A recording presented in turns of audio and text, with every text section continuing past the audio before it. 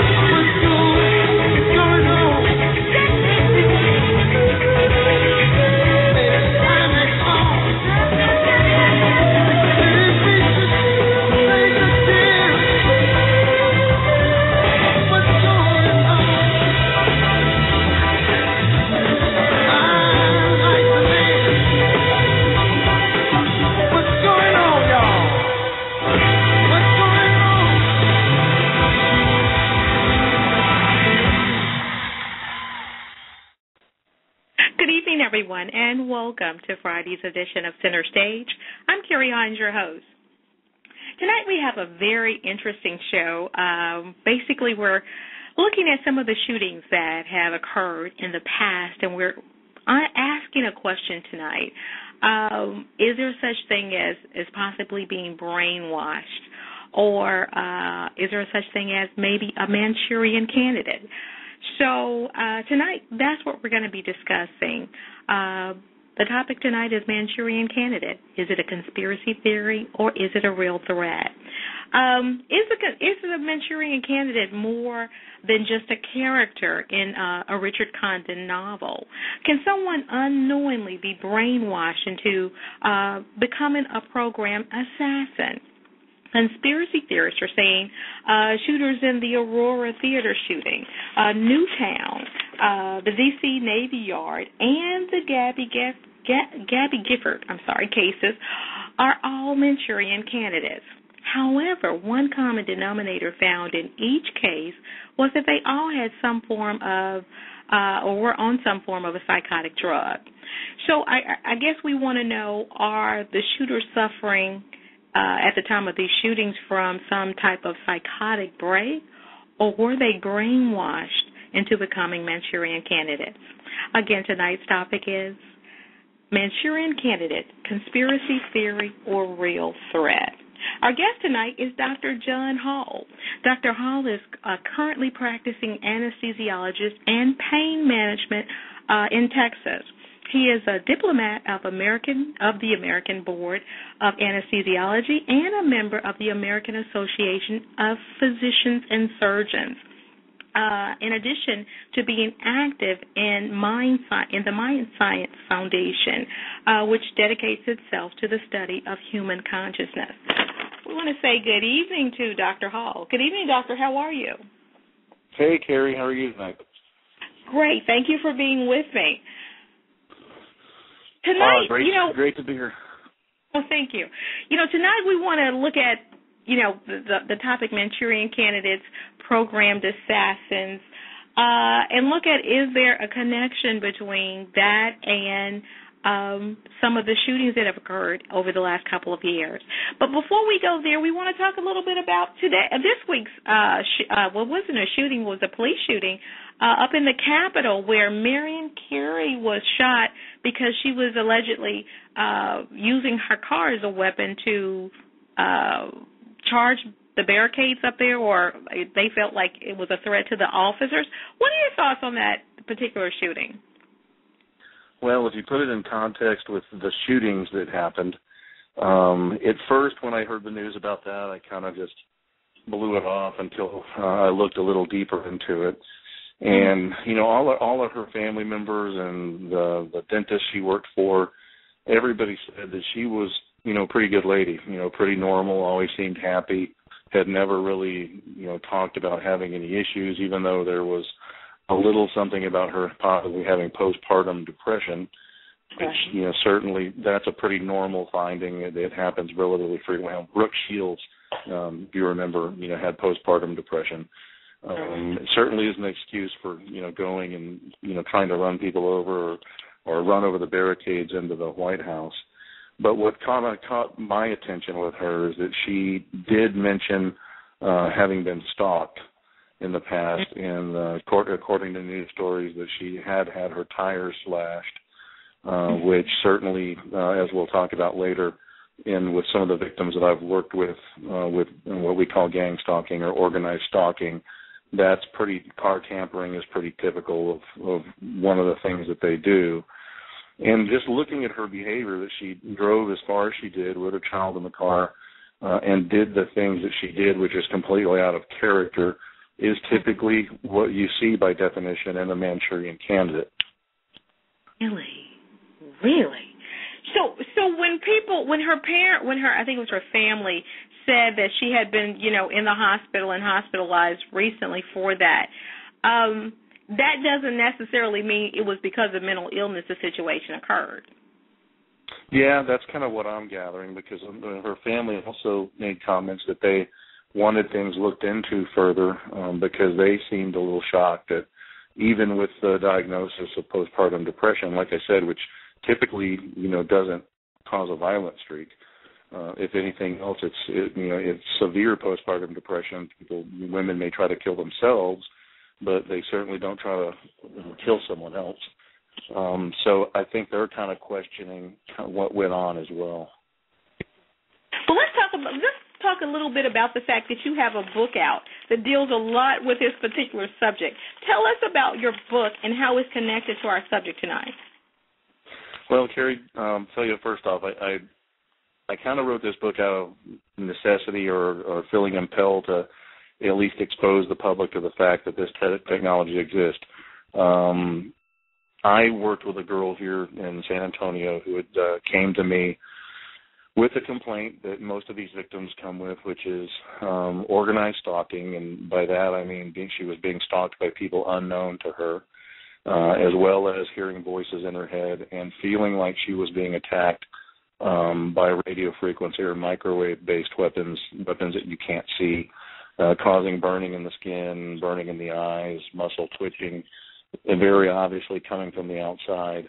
And I knew this girl well, knew the family well, knew there was no prior history of mental illness or drug abuse, and knew a little bit about some of this technology already, so gave her the benefit of the doubt and counter-surveilled the people that she thought that, or set up some counter-surveillance technology that to try to see if indeed she was being stalked, and set up voice-activated recorders, hid those in her condo. She didn't want video, which a young single female, which I understood. And probably 2 days into setting up the voice-activated audio in her place, had actually caught her in a drug state. She had been drugged with rohypnol in her bottled water, which is a date rape drug that blocks your memory.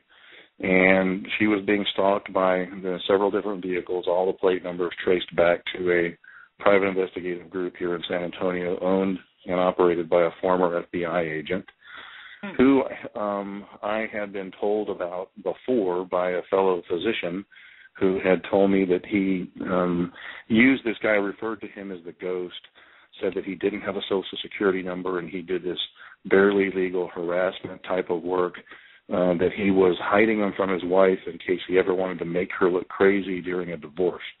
And at that time, I kind of blew this guy off. It sounded like, kind of some fabrication or at least embellishment of someone who was in the FBI, until this girl came with that complaint. And sure enough, the vehicles that were following her all traced back to this particular private investigative agency.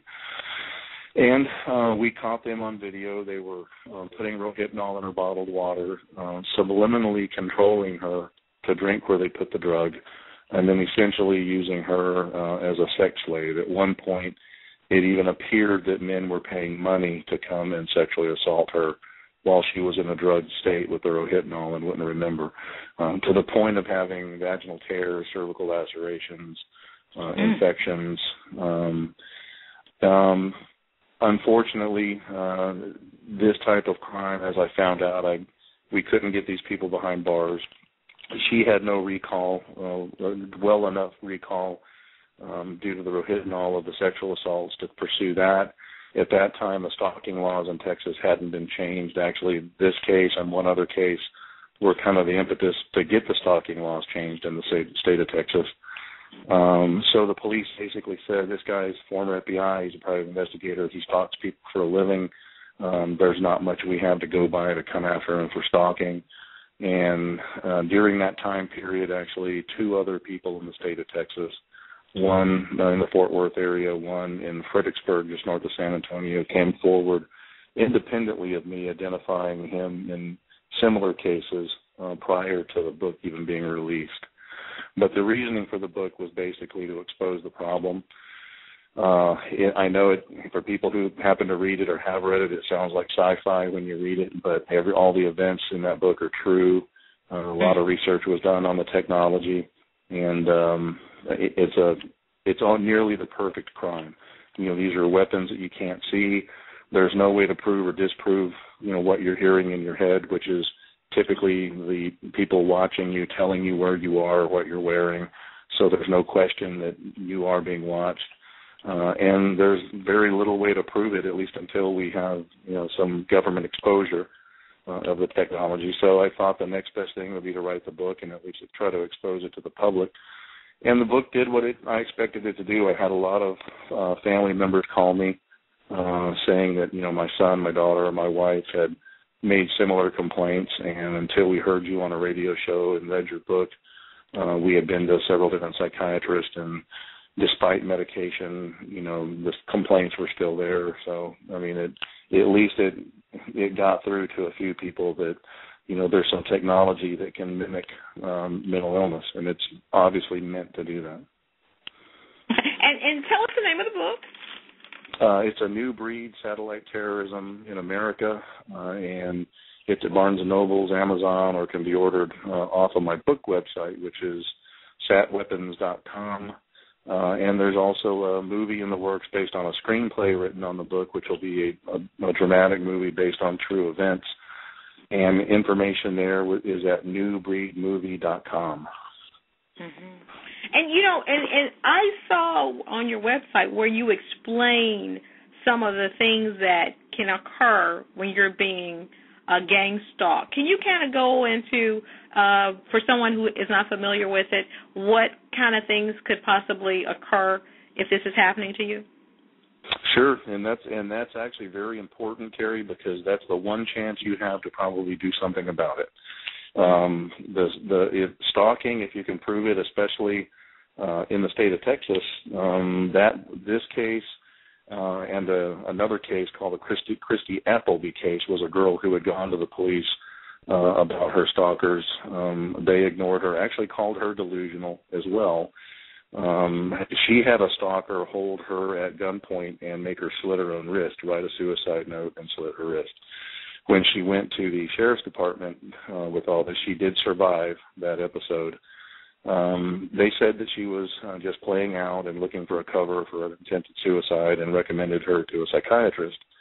6 months later, her stalker followed her to work and shot her down in the parking lot of her work.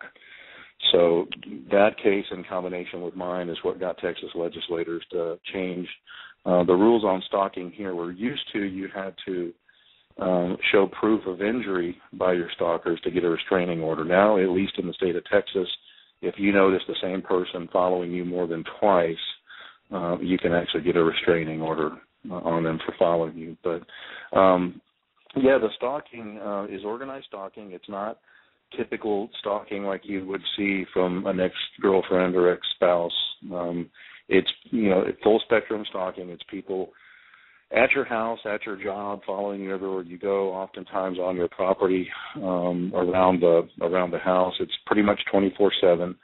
Oftentimes they will try to dress up and pretend like there's some form of law enforcement. At least here at San Antonio, even presented themselves to several of this girl's neighbors as FBI until they were asked for credentials, and then they backed off and said, well, we're actually private investigators. And but that's so your neighbors have a story that they can be told so they don't question why these people are hanging around. There's oftentimes a discreditation campaign as they start the stalking. When neighbors ask questions, they'll say, well, this person's a pedophile or a drug dealer, that kind of thing. So the people who may notice them doing this haven't, at least in their minds, an excuse for doing it. Sometimes they'll even rope the neighbors into helping. Can we put a camera on your front porch facing this person's house or things like that, which I make clear in my book. The FBI doesn't ask for your help. If you're going to be under law enforcement surveillance, they're not going to have your neighbors help do it. So anybody that has somebody come up and ask them that, check credentials and call the police, because that's not the way the FBI typically works. Then they'll usually break into the house, move things around, take appliances apart, put them back together, leave screws out, break doors, leave cigarettes burning in an ashtray, holes in the walls. It's mainly intentionally done to let you know that people have been inside. Typically, they don't steal anything, because if they steal something, that will draw a burglary charge, and the police typically do investigate burglary. But when it's just criminal trespassing and mischief, all they do is come out and write a report. And after you call the police 2 or 3 times for this type of a scenario, they're going to write you off as crazy and stop coming completely. And these perpetrators know that, because many of them are former law enforcement, as I said, or former FBI. And once you're put on that list, then they have pretty well free reign getting in and out of your home to rifle through your belongings and get whatever information they need about your identity, your health problems, what you typically read, so they have information to work against you with. But almost all of the victims will report things that they first notice are, a piece of furniture in a different place, shoes that you left in your bedroom, maybe sitting on the island in the kitchen, cigarette butts, all over the place where people smoked, at the back of your house or on your back porch or patio while they were rummaging through your place. And that will typically go on for about a month.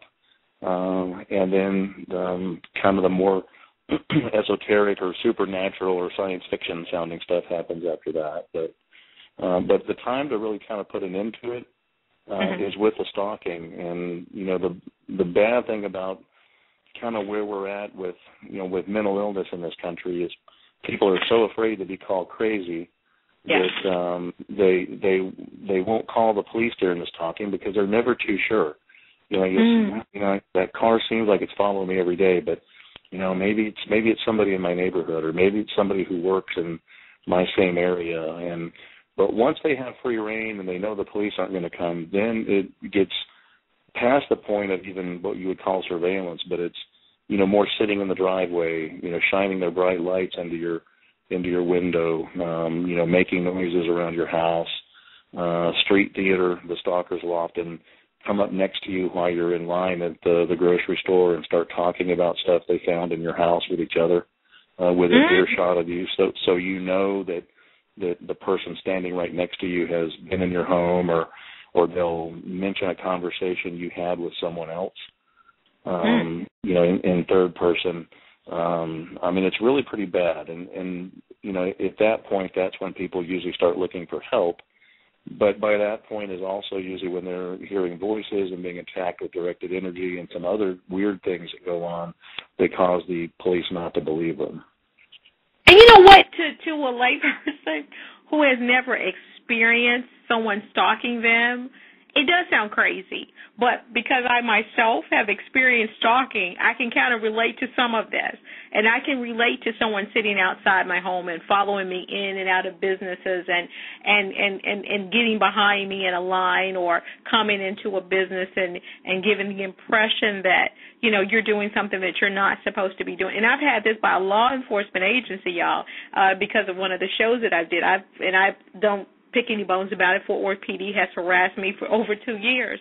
So some of it sounds like I can totally relate to it. But I'm sure a lot of people probably are thinking, this sounds insane, because they haven't been through it. But I just say to y'all, listen, but by grace, there goes you. So just, sometimes you have to keep an open mind. Even though it may be something that you've never experienced before, it just sounds totally odd. This is one of those shows where you absolutely need to listen with an open mind and just say, well, you know what, maybe I haven't seen it, but that does not, say that it's not possible, because I have seen some of these very things occur in my own life. So I do know that, to an extent, I can absolutely relate to all of this. So that is called gang stalking, right? Yeah, that was the term that was used for a long time. In my books, I usually refer to it as organized stalking, because it is very well organized. And, gang stalking kind of gives people the impression that it's, guys in, black leather jackets, or, Crips or the Bloods, or, to me, it kind of gives the wrong picture, because this isn't, gang thugs that are doing this. This is well organized. Many times it's former law enforcement individuals working as private investigators. I mean, these aren't gangs by definition that most of us think of, at least in your mind when you think of a gang. It's very well organized. It's done in shifts.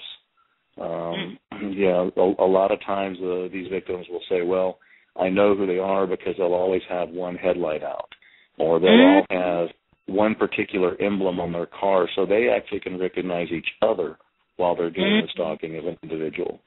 So, it's well done, and it's been well finessed, and it's actually based on an FBI tactic from the 60s called COINTELPRO. Oh yeah. COINTELPRO, was an operation by the FBI in the 60s to try to tear apart what they saw as radical groups from the inside. They used some extreme COINTELPRO methods on the Black Panthers, on Martin Luther King and his organization, Weather Underground. Anybody that they viewed as politically not of their same mindset at that time. And that's the kind of things they did. They broke in. They left notes to, a person's wife that looked like it was, from them, or to a man that it looked like it was from another woman, and anything they could do to foster division within the organization.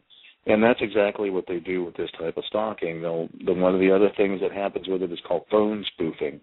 If you have a married couple and the man is being targeted and the woman is oblivious to it, one of the things they'll do is send text messages to his phone that looks like it's coming from his wife, when in reality it's one of the perpetrators actually spoofing her phone number. So when he keeps calling her and saying, why are you sending me these off-the-wall messages, or, messages that are, maybe a little bit on the vile side, or, and she keeps saying, I'm not texting you. Well, yes, you are. Look, they're right here. Well, you're crazy because they're not coming from me. No, it's your number. That's called phone spoofing, and that's very easy to do. And it works just about every time to put a wedge between a couple. Especially when. So go ahead. Oh, I was going to say, especially in a married couple. Because imagine, I don't know if you're married or not, Kheri, but, imagine if you happen to look at your husband's phone and, you saw a bunch of messages on there that looked like they were coming from another woman that were very sexually explicit.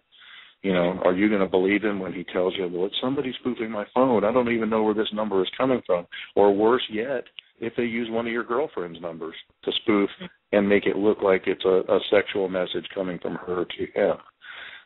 It drives a wedge in a couple just about 100% of the time. And and trust me, y'all, they do these things. Seen some of that.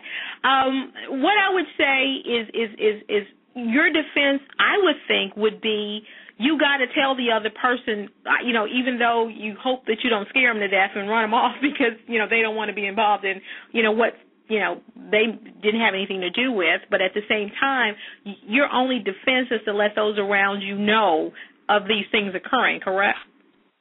That's the best defense, and you're right, it doesn't always work. I've had a lot of victims call me and ask me, can you please, talk to my wife or talk to my husband or talk to my parents. They're my only support system, and they don't believe a word I'm telling them. I've done that quite a bit, and sometimes talking to me helps. Sometimes they think I'm just as crazy as the person they're living with. But oftentimes what they will do is, if it's a married couple and the woman is actually the person they're interested in targeting, at least I know that's the way the group here works, they will pretty much leave the female alone in the relationship. They'll target the male, knowing that eventually she's going to think he's crazy and get him committed or divorce him, leaving herself alone and easier to target. And that's a real common scenario because across the nation, this is being used for sexual assault in a number of cases. As far as if the person is employed, have they bothered the person's employer, spreaded rumors, those type of things? Oh, yeah. That's a common ploy. They'll make sure to get word into the employer that this person is under surveillance of one type or another. Usually they'll say FBI because of being a pedophile, because of being a drug dealer, because of being, a whistleblower. And unfortunately, a lot of times these victims will be forthright with their employer, and they'll come in and they'll say, you know what, I've got people following me every day. They're following from my house. They're following from my work. I'm seeing them in the parking lot. I know they're telling people, bad things about me. And sometimes that's enough for your employer, if you're in a licensed field, to mandate a psychiatric evaluation on you if they don't believe you. And oftentimes, even if they do believe you, they'll say, well, we don't want all this hassle here, so we're going to let you go. Trying to inform the employer ahead of time or be honest about it usually backfires for most of the victims. Wow. And you know what? And the thing is, as far as a recourse for the person that's suffering from this, would you advise them to take pictures of whoever's following them, take license plate numbers, y'all, this is what I believe in.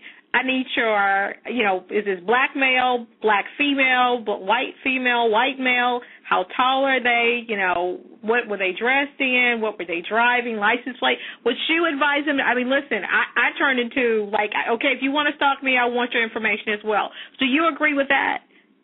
Oh, exactly. That's exactly what I recommend to people. And you know, it's sad, Kheri, because most of us, you know, weren't raised up or didn't train in a field where, you know, you're expected to do counter surveillance or counterintelligence. You know, I don't know, other than your radio show, what your occupational history is, but, you know, I'm a physician. You know, I certainly never in a million years thought I would be lumped into being a private investigator and doing counter surveillance on somebody to try and figure out what's going on with them. And most people aren't, and that's why they're so afraid to pick up that phone and call the police and report stalking, because they're afraid they're going to be called crazy. So what I recommend is if you notice the stalking, write the plate numbers down. I mean, just about every state has somebody, you know, you've got a friend who's got a friend who's got a husband who's on the police department that can run a plate for you. Worst comes to worst, you hire a PI yourself to run the plates to find out who it is. It's not illegal to take someone's photo in a public place, as long as you're not creeping around their house and trying to take it through the window. If these people are coming up and harassing you in your vehicle or harassing you on the street, you know, take your phone and snap a picture or video.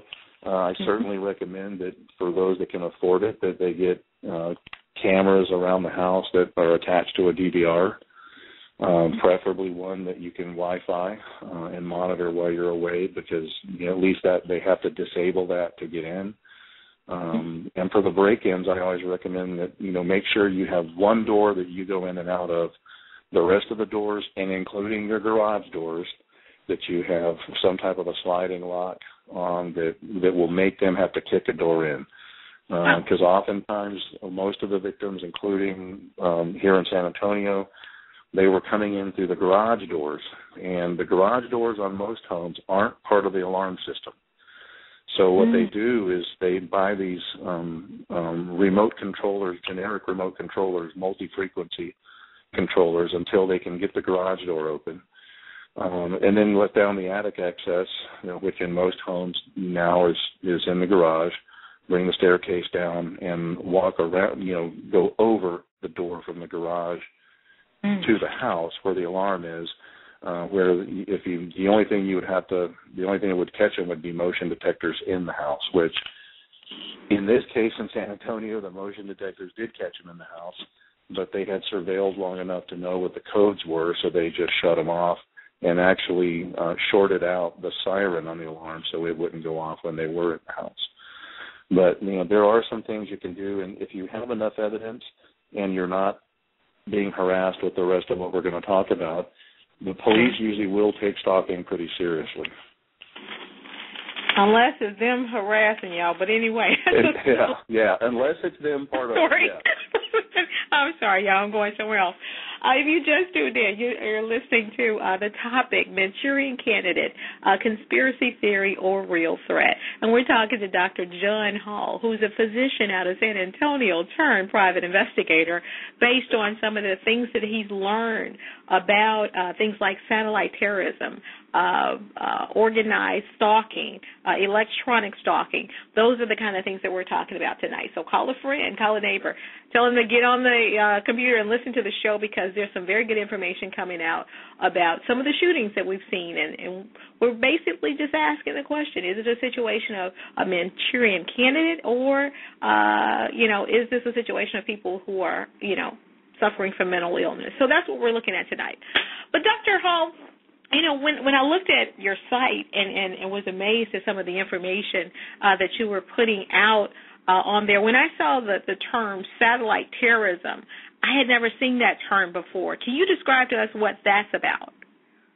Yeah, it from talking to contacts I have within the CIA, when this was going on long before the book was written with a girl I worked with here, one thing we noticed that it went everywhere you did. I mean, and just so people know, what we're talking about on this level of it is attack with electromagnetic weaponry that is satellite-based now on reconnaissance and surveillance satellites, and has long been there. And these are weapons that take advantage of the electromagnetic spectrum, radio frequency, microwave, millimeter wave, that type of thing, which were actually invented to be able to attack electronic equipment. But over the years, they figured out that the human brain and the human nervous system works exactly like electronic equipment and can be attacked the same way with these electromagnetic weapons. Well, one thing we've noticed with these victims is they complain about it, whether they're at home, in the car, on a plane to another state, driving to another state, or in another country. And there's only, one form of technology that can really do that, and that's satellite. So I got a hold of some of my contacts before writing the book and said, hey, do we have a satellite platform of directed energy? And one of my friends that I talked to said, yes, we do. It's a weapon of war for use abroad only.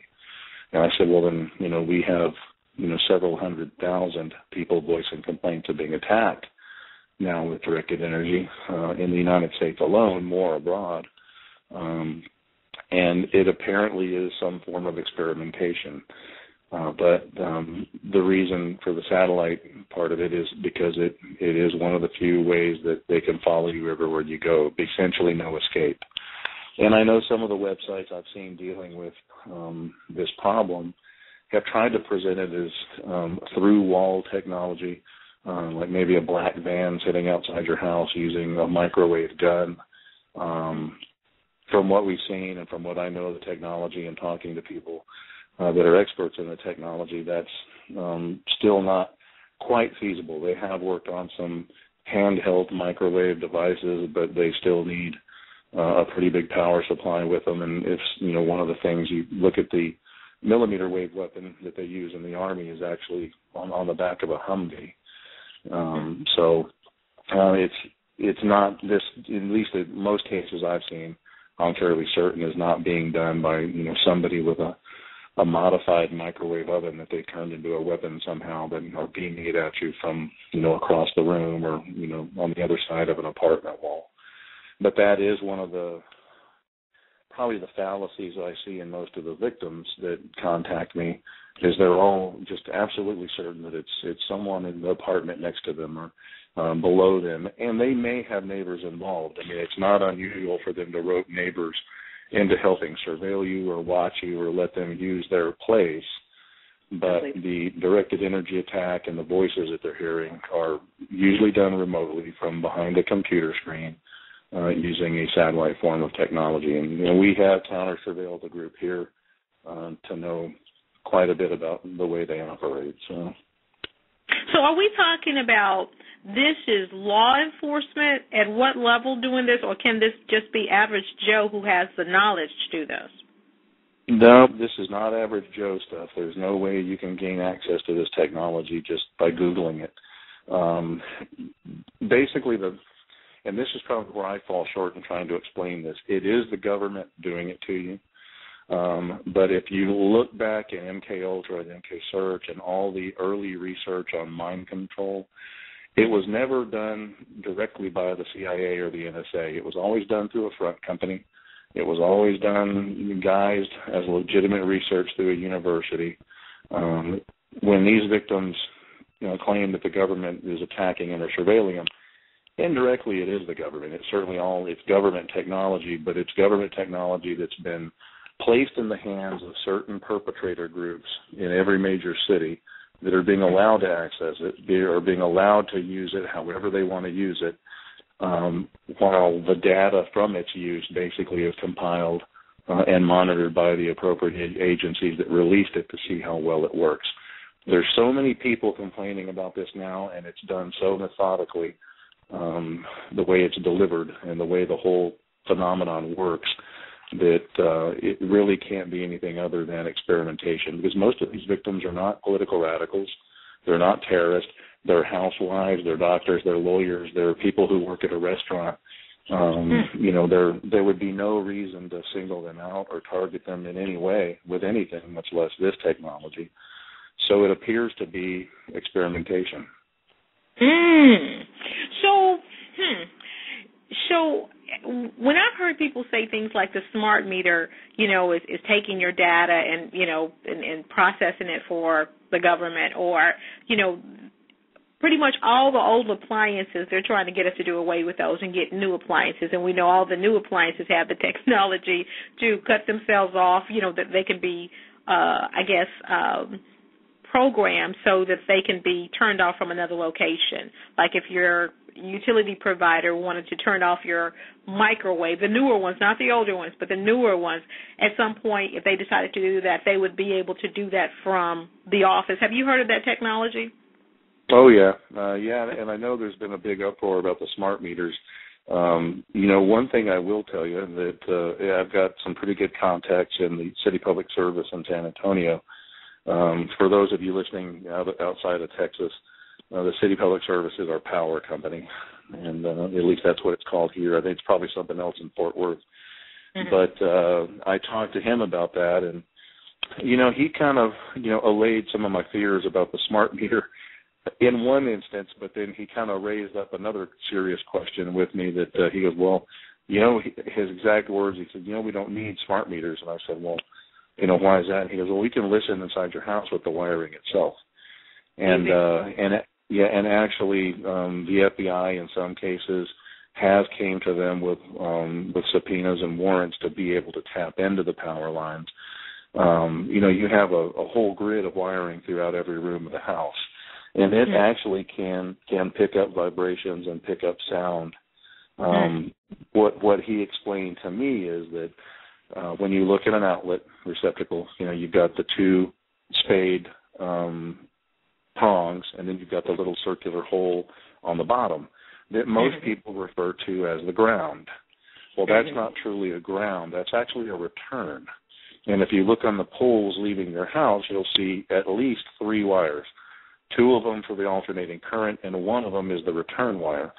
And actually the people who work for the power company communicate to each other through that power line when they're on poles or they're communicating from one power station to another. And that's actually the same line that can actually be tapped into to listen in on your home. Wow. So when we're talking about getting new vehicles, we're talking about GPSs that are on them that can track you everywhere. The smart meter, he just explained how it can do what it does. And so basically there's ways in which they can basically monitor every aspect of your life. Oh, they can track you by the clothes that you're wearing. All of our clothes just about now have RFID. And the NSA has actually put some things into place. I know in California they're actually experimenting with mass surveillance using RFID scanners, where every time you walk through a doorway and you've got some form of clothing on with an RFID, especially if they have cameras in the doorways, not only does it set off the RFID, but it matches your picture. And I know they've long been working on a program through the NSA. Now that they have it up and running in Utah, where they actually have the storage space to collect this much data, but where everywhere you go, you basically leave essentially a fingerprint, digital fingerprint of having gone in and out of that place, along with a picture as you're coming in the door. And if they needed to do a background check on you or find out where you've been, a history, they can actually see, okay, she went into Starbucks to get her skinny cinnamon dulce latte at 8. Then she got back in her car. Then she walked through the doors of her work, and then she went to Walmart on her lunch break, and can actually get a pretty good pattern on you. Wow. And I know in combination with the cameras they're putting at the lights, like they've done in London, it's pretty much full spectrum surveillance. I mean, then that's basic technology. That's not what we're talking about that these victims are being attacked with. No. That's just basic digital camera technology, and it is already almost inescapable. Really? Okay. So you say that there's more than 300,000 people targeted in the U.S., and there's just countless worldwide that are under this type of monitoring. I have heard from people in just about every country in the world. The only country that I had not heard many victims from was Japan, and in the last 6 months, I've been contacted by 3 or 4 people from there. I've been contacted from just about every country in the Middle East, a lot of victims from Yemen, from Germany, from Belgium, With the two groups that I work with in the United States, one is Freedom from Covert Surveillance and Harassment. Mm-hmm. They actually do surveys with the victims where we can actually get statistics and demographics on who is being victimized and how they're being victimized. If you extrapolate the data that we've collected in just that one organization, and there's multiple organizations dealing with this type of crime, we estimate about 300,000 and growing in the United States. The other organization is the International Center Against Abuse of Covert Technologies, .org, ISAAct.org. And that's kind of our research arm. It's mostly professionals from multidisciplinary avenues trying to kind of look for answers and research this phenomenon and try to figure out how to get it back into Congress for a congressional hearing. You said that these complaints, range from, people saying that they've been shipped to bullied, harassed, gang-stalked, raped, remote torture, cyber attacks, punished for whistleblowing, financial ruin. I'm assuming that by that you mean that this thing took its toll to the point that they've gone into financial ruin, slander, rumor campaigns, psychologically targeted, and religious harassment, and many more, and many other things as well. Really?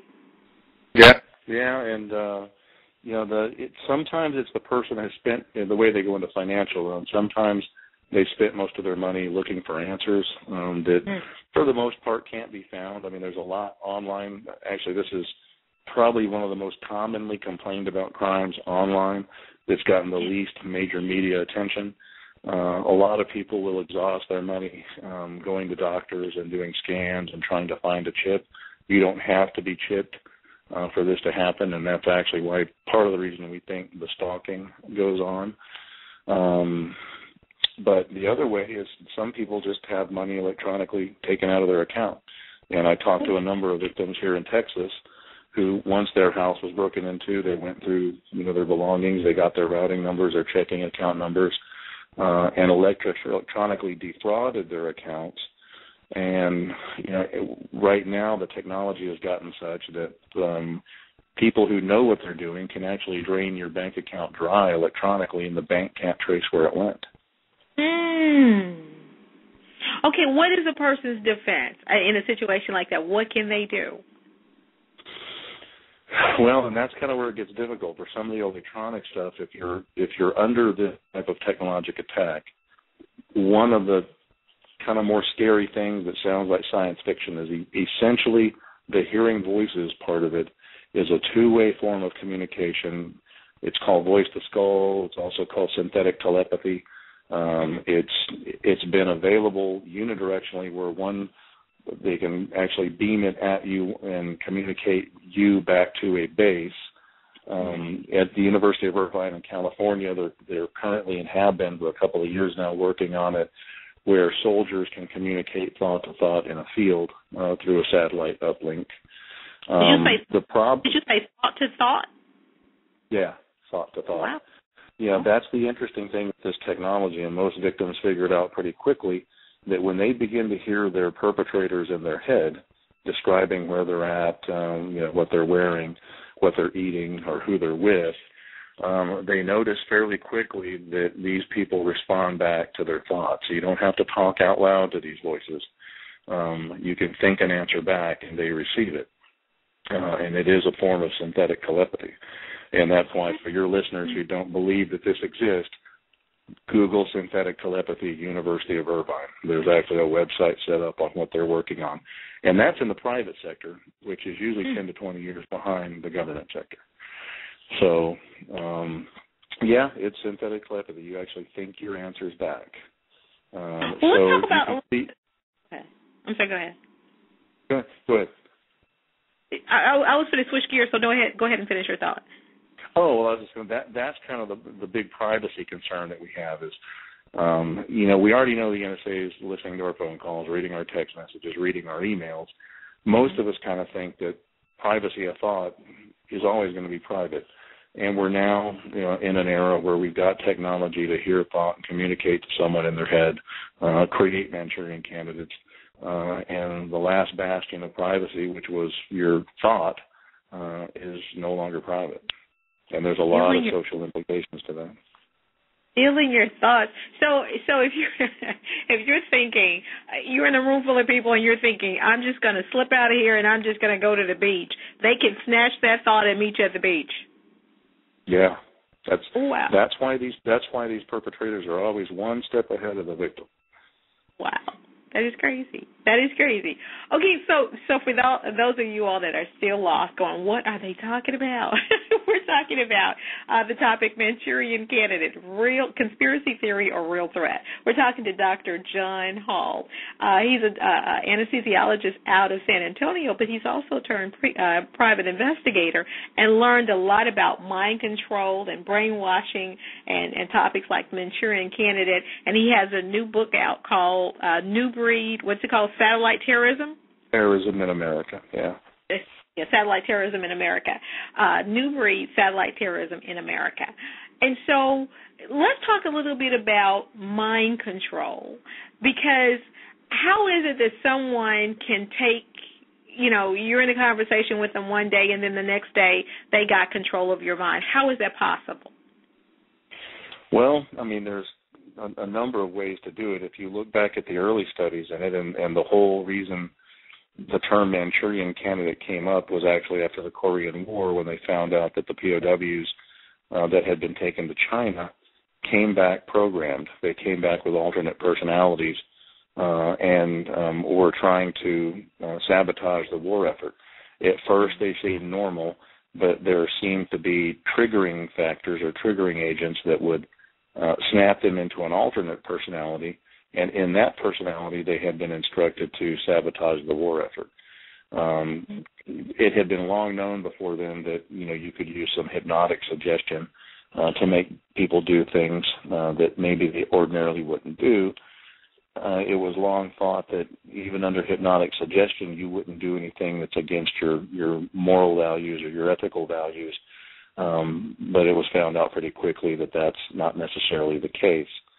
One of the things that they did it then with drugs and with deprivation. You can actually break the human mind by drugging, by severe deprivation and severe torture to create an alternate personality. Well, what they found out with the advent of electromagnetic energy, that the brain is so responsive to extremely low frequency waves, ultrasonic waves, that you can basically upload and download the brain like a computer. And there's actually an excellent article that was written several years back called "The Brain Has No Firewall." And the DOD and just about every intelligence agency has worked extensively at this type of technology. And you basically take a person and you create an alternate personality with a trigger. And for instance, we might take you, Kheri, and have your normal personality in one instance, convert you to an alternate personality, and in your alternate personality you're Jane Doe and you're a CIA agent and we're sending you out on a mission to bomb a restaurant. And by the way, this experiment was actually done just the way I'm describing it to you, with a real female CIA agent. She was given the pseudonym Jane Doe. She was told to plant a fake bomb underneath a toilet in a restaurant. She was converted to her alternate personality, which had been done using electromagnetic technology and a combination of that and hypnosis.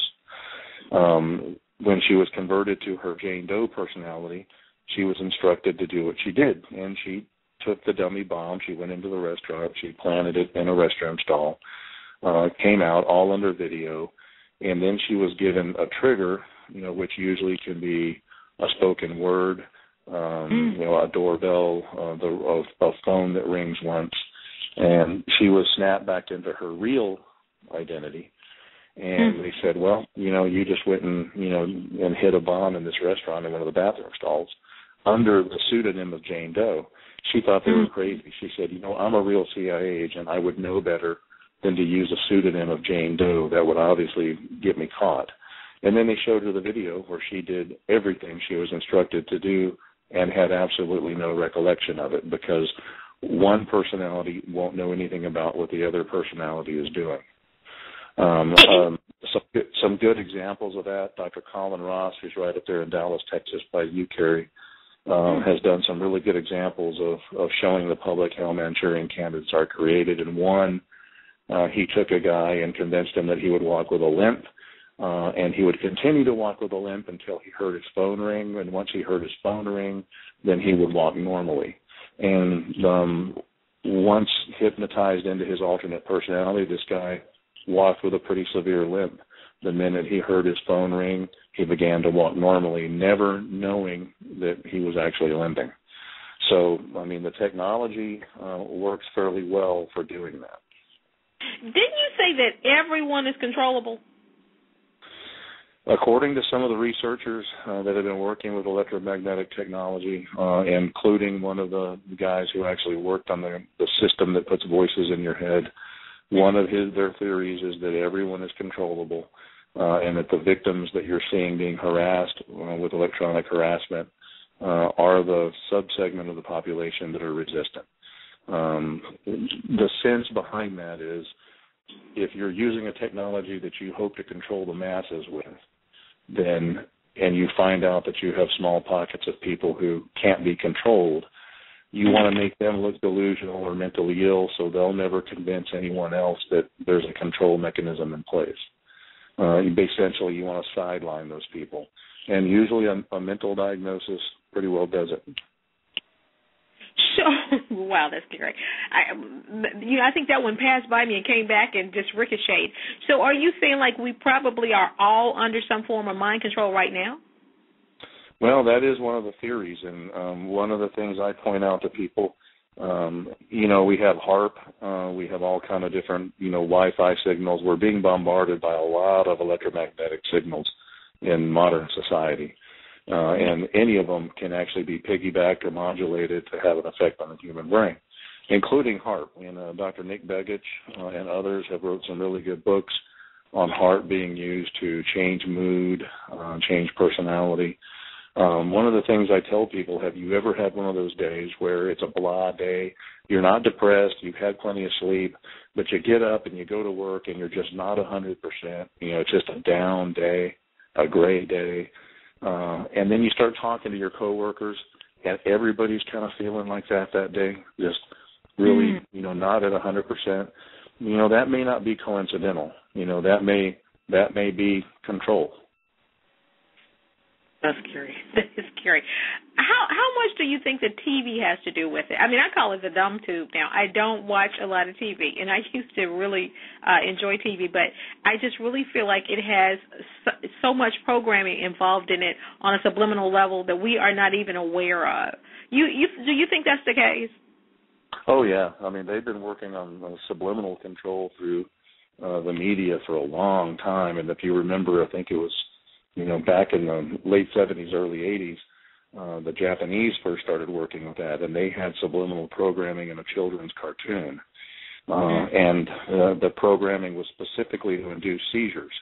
And they did show this particular cartoon, and they did have a bunch of people show up at the emergency rooms with their kids having seizures from watching the cartoon. So it is very possible to do with light strobing. In a video picture, that's the same reason, like in the emergency room, if we're wheeling an awake patient, lying on their back on a stretcher over UV lights, we'll oftentimes cover their face or cover their eyes, because in a lot of people, just flashing light from a siren or being wheeled on a stretcher and watching UV lights will actually induce seizure. The brain is incredibly sensitive to pulsing light and to electromagnetic energy. And one of the early researchers on that with the Navy was Dr. Michael Persinger up at Laurentian University in Canada. He started experimenting on human brains with extremely low frequency waves, kind of like Aaron Alexis complained of, and found out that he could put people in a shielded room, bombard the temporal lobes of the brain with a certain frequency of ELF, and could simulate alien abduction. These people were alone in a room having their brains bombarded with energy and swore to God that they were abducted by aliens. Or they would have what he termed the sentinel being effect, that they were actually in a room with God or with some type of a sentinel being, possibly an alien, when indeed they were actually alone in a laboratory. Let's talk about some of these shootings. I was saying, go ahead. Sure. One other caveat with Persinger's work. Persinger himself said, after discovering how sensitive the brain was to this technology, the ELF, that he could control every brain on the planet with microwave energy. Wow. You know, a lot of us think of brainwashing in terms of stories that we've heard. We don't really relate to it in any way, to anybody we know specifically. But one case in particular, when I think of Jim Jones and the Guyana tragedy, and you wonder how in the world did this man get all those people on a plane and leave the United States and go to Guyana? But that was some form of brainwashing, was it not? Oh, yeah. It's funny you should bring that up, because Jim Jones and the People's Temple, I believe was his group, Jim Jones had CIA connections, and there were well-known CIA connections within the People's Temple. The same thing with the Heaven's Gate people, the people that killed themselves in their sneakers when the Halley-Bopp comet flew over. And that group, cult group, actually had some very well-known CIA connections as well, as did a satanic group out of California called the Temple of Set, that was actually run by a former CIA individual named Michael Aquino. One of the theories on the Jim Jones and the Guyana and the Heaven's Gate thing was that the CIA actually created these groups intentionally to do group experimentation. You know, they had already experimented on individuals with some of this technology, and then they created these cult groups to actually use as a group of guinea pigs for experimentation using this technology. That is scary stuff, y'all. Okay, y'all, before we get into all these specific shootings, if you just tuned in, you're listening to the topic, Manchurian Candidate, Conspiracy Theory or Real Threat. We're trying to tie in that topic with some of the shootings that we saw in Newtown, and the Navy Yard shooting, and the Gabby Gafford shooting, and also the Aurora Theater shooting. We're trying to see if we can bring in a common denominator that makes this make sense. And so let's start with Aaron Alexis. We know that he was a 34-year-old. He was a former full-time Navy reservist. They said he was actually a licensed person. He had a concealed carry permit that he got in Texas. But it was several things that did make sense. He was so legitimate on one end, but then there were so many inconsistencies with how he could have possibly had the clearance that he did to get onto the Navy yards that day. So let's talk about the fact that, despite the fact that this guy was an aviation electrician mate, they said third class in the U.S. Navy Reserve, and he even received an honorable discharge in 2011. But despite that, he also had other things going on, didn't he, that totally contradicted that? Yeah, and I know the media is kind of playing up the fact that maybe he wasn't appropriately vetted as far as his background check and getting his clearance. But I tell you what, they're pretty good about checking on things, and I think they might be embellishing some of his history a little bit to kind of fit make it look the way they want it to look as far as his mental health. I'm not sure that he had a long history of mental problems. I know he had a history of problems the month prior because he had gone to the police and told them that he had been stalked by people from the airport and that he was being attacked by microwave energy with the intent to sleep deprive him and heat him up, which is what almost every one of these victims complains about. What his big thing was, he did have a clearance. He did work in the IT world. He did have at least access through his clearance to kind of know a little bit about this technology and these weapons. And I think that's the reason for the inscription on the shotgun. I mean, I know the major media outlets called it a cryptic inscription, and the FBI really had no clue why he inscribed that. He wrote, "This is my elf weapon, better off this way." He knew what he was being attacked with, and he went to where he perceived the attacks from coming from. To attack back himself was what it appears to be. Now, in one of the FBI spokesperson came out and said that that elf weapons were the hallmark of conspiracy theorists who think that there's elf wave technology that can be weaponized.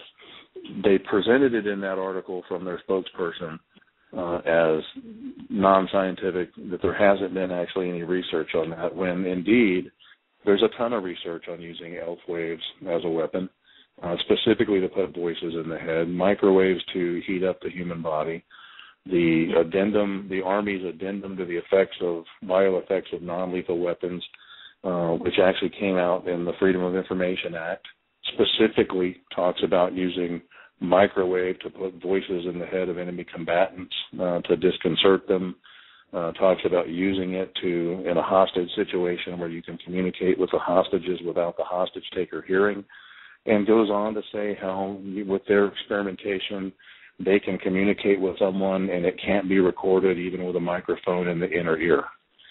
So, I mean, the technology's there, the research is legitimate research. You can find it in the Air Force Bureau Vistas, the Army's addendum to the bioeffects of non-lethal weapons. There's been a lot of articles written on it, and the FBI spokesperson kind of presented it as conspiracy theory when it is not. It's fact that these weapons have been worked on. Because, in his particular case, I was looking at, and I'm with you, something ain't adding up, but, exactly what it is, I hadn't figured it out yet. But on August 7th of 2013, he was in a hotel room, and he called the Newport, Rhode Island police saying that 3 men had been sent to harass him. So I'm assuming that's the stalking issue. And he felt that they were following him and sending him vibrations into his body. And he thought that some sort of microwave machine was sending vibrations through the ceiling, penetrating his body so that he couldn't sleep. So sleep deprivation is something that you mentioned earlier, was it not? Yeah, because sleep deprivation wears you down really quickly. And, it kind of furthers you along to eventually they want to get you diagnosed as mentally ill. If they can sleep deprive you for a week or two, then have you going around telling everybody that you're being followed and you're being stalked and you're being attacked with directed energy weapons, with your hair disheveled and big dark bags and circles under your eyes, it fits the look that they're trying to get. So that way they're assured of you getting a diagnosis. You lose your job, then you get to sit at home and be experimented on without them having to follow you anywhere. Wow. Appears to be the goal. But, the other thing that they did with him was look back through his history and, he, was arrested, a couple of times. He shot the tires out of some construction equipment and, did some other things. And you have to be real careful the way you read into that. Most of us, if you were to, go to Walmart tomorrow and, short of cash and went in there with a gun and held up a cash register or the cashier for some money, just about all of us have something not that crazy, but if you did that, I could dig back in your history and probably find one or two other things where maybe you went off on somebody out of anger, had a bad argument with an ex-boyfriend. You can find things in all of our histories to create, the look that's right to add up to something you did, because none of us are perfect, and we've all done some crazy things. And that kind of is, what the media seems like they kind of did in his case. Yeah, taking a gun and shooting the tires out of somebody's construction equipment looks bad, especially after you've been found to shoot at the Navy Yard. But in and of itself, especially in the state of Texas, if according to witnesses, they were doing construction in the lot behind his place, and they were using the big rigs and the equipment when he was trying to sleep. I can see other people probably having done that. It doesn't necessarily follow suit that it's because you're mentally ill. But when you've done something that does look like it's due to mental illness, you can usually find some other instances in somebody's, history to kind of support that assumption. But, that man made it as clear as day that he knew what was attacking him.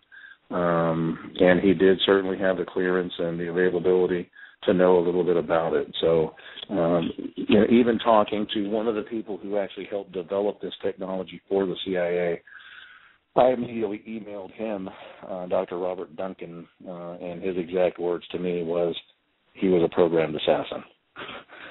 So, you said did what? He was a programmed assassin. No, I think they were hoping to drive him mad enough to where he would shoot up something. I don't think they were intending it on being the Navy Yard necessarily. I think he knew enough about the technology where he assumed it was coming from there.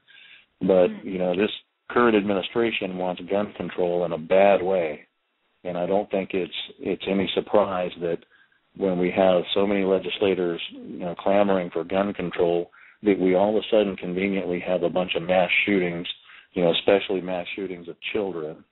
What better to get the public crying out for gun control than, to have a bunch of kids shot?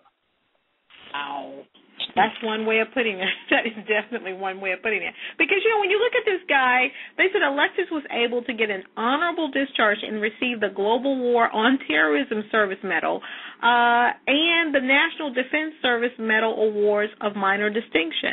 That just doesn't sound like a dumb guy. I mean, it just seems like, the jobs that he was, doing with the Navy, and it just doesn't seem like he was just some stupid guy. And they said that people in Fort Worth that knew him, that he was just the nicest guy. He was extremely courteous and intelligent, and he never showed any signs of violence. And that was what his landlord said. Yeah, his landlord said he always had a smile on his face and was actually a pretty lovable guy. And that's the same thing we're hearing about the woman that tried to drive her car into the White House there in D.C. across the barricades and got shot today, as most of the people from her past were shocked when they read that it was her doing that it was just behavior that was, completely out of the norm. Okay, what is someone's defense to keep from this type of situation? I'm getting tongue-tied just trying to say that, y'all. What is someone's defense to keep this from happening to them? What can they do? Well, if you're one of the people who is completely controllable, I'm not real sure, what the defense would be. I know that, like in the Jared Loughner case, and in the Aaron Alexis case, these people tried to get help. And I'm not talking trying to get help for their mental illness, tried to get help for the fact that they knew they were being victimized ahead of time. Jared Loughner had written in his Facebook and had reached out to several people claiming that he felt like his mind was being manipulated. Someone was trying to get into his head. His own mother, in one of her statements, said that she had heard him having complete conversations with someone in his room when there was no one else there. And that's exactly what you hear with this kind of victimization. These people will talk to you and try to get you to talk back, and it does sound like a complete conversation that you're hearing one side of, because only they can hear the other side. So I think the best thing would be that if we could educate the public that this type of technology exists, and if you start, specifically, hearing voices and they're trying to coerce you into doing anything or telling you that, they're the voice of God, and I have had some victims that were fairly religious that were victimized by this technology, and at first they were told that they were hearing angels or they were hearing God, and then eventually, it got around to, well, no, we're the CIA or we're the FBI. One group of girls here in San Antonio were hearing, two men that were claiming to be their spirit guides, and they actually thought that maybe they were hearing angels until their spirit guides started asking them to perform lesbian acts on each other. Then they realized that they were being harassed. So, one of the things is know your own voice, know your own personality. Understand that, for one, God's not going to speak to you in a completely audible voice the way you're hearing my voice right now. That's more of an intuition or a feeling thing. And, and certainly, God is not going to ask you to go shoot anybody. That's for one thing. If you happen to hear voices that are using that kind of a cover, and they occasionally do use the religious theater like that on people. The other thing is just if you start having outlandish thoughts that aren't your own, and a lot of people will describe that.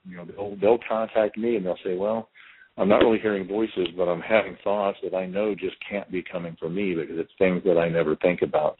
To control those. And knowledge that the fact that this technology exists is probably the best defense.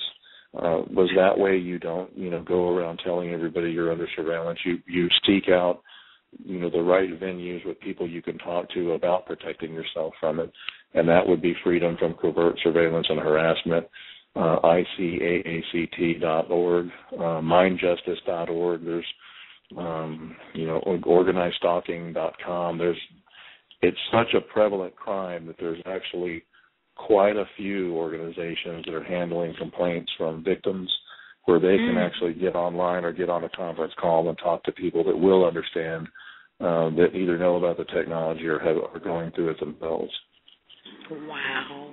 And the whole thing is just so incredible because, we're being bombarded with so many things coming at us right now, but it's just something that is possible. And so, like I said, anybody that's listening to the show tonight or tomorrow, whenever you may hear the show, will definitely listen with an open mind. And unless you have done the research, do not discard any of this information as being, just a conspiracy theory. At least listen with an open mind tonight because all of these shootings they all have like red flags all over them. And who knows where the truth lies, but there's just enough that doesn't make sense that makes you question it. And I think today we're living in a time in which we should not take anything for granted and we should question everything. And I think that's our greatest defense also, Doctor, is that we don't take anything for granted.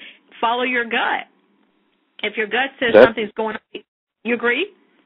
Yeah, that's exactly it. And if it doesn't seem right, then don't do it. Unfortunately, we're not at a point where, you can get much law enforcement help or legal help with it because, with a bunch of other things, technological advancement is accelerating at a rate quicker than our jurisprudence system does. So, we're developing technologies that there are no laws against.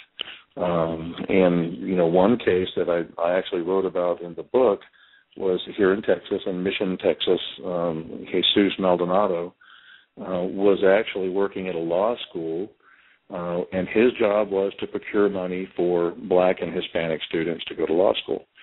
Mm-hmm. Well, he found out that the CIA was actually diverting the minority funds to send their own people to law school at this particular law school.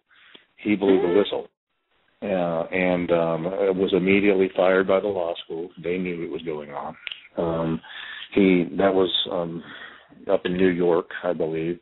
He moved back to Mission, Texas, and immediately his family began to get attacked by directed energy weapons, to the point where his mother-in-law actually committed suicide to get away from the attacks. His kids had oval-shaped, star-shaped, checkerboard burns burned into their bodies on occasions. They were having headaches. They were having muscle twitching, burning of the eyes, general feeling of illness.